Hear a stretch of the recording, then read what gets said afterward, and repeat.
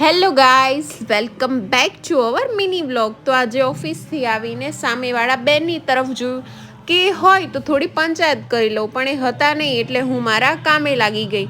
મારું કામ પતાવીને મેં વિચાર્યું કે આજે હું મસ્ત વરિયાળીનો શરબત બનાવું. એના માટે મેં પાણી લીધું છે, તેમાં ખાંડ, મીઠું, લીંબુ, સંચળ અને વરિયાળીનો પાવડર નાખીને બ્લેન્ડર ફેરવી દેવાનું છે. તો આ મસ્ત શેરડીના રસ જેવું લાગે છે. કોને વરિયાળીનો શરબત ભાવે છે એ જરાક કોમેન્ટ કરજો. તો મારા પતિને વરિયાળીનો શરબત આપ્યો, કેમ કે એમને મગજ શાંત થાય.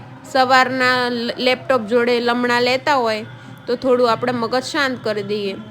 અને રાત્રે બહુ ભૂખ નહોતી એટલે ભેળ બનાવી.